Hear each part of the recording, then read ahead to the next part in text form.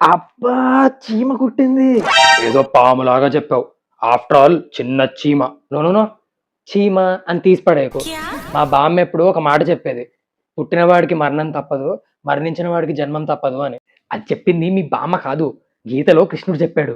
ఆ మాట నిజమైతే గత జన్మలో చీమల గుంపు ఒక పాము పుచ్చకాయలను కొరికి చంపేశాయని చిన్నప్పుడు మా తెలుగు టీచర్ చెప్పింది.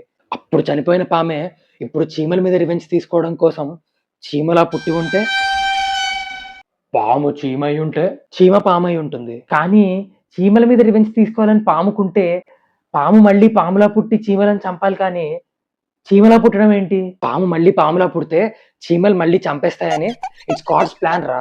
గాడ్ ని క్వశ్చన్ చేస్తావా? అంటే ఇంతసేపు నా మీద చీమ పాకింది. పాకుందా? అవును, మామూలుగా చీమ నడుస్తుంది, పాము పాకుతుంది, కానీ చీమలో పాము ఉంది కాబట్టి చీమ పాకింది. నన్ను భయపెట్టకండి. మరి ఇప్పుడు చీమ కాటేసిందా? అవును, మామూలుగా చీమ కుడుతుంది, పాము కాటేస్తుంది.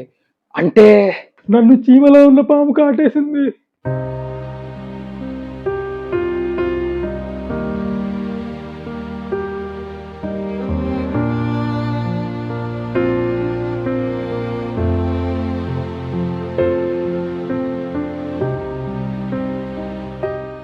బామ్మా, చీమ నన్ను కూడా కాటేసిందే.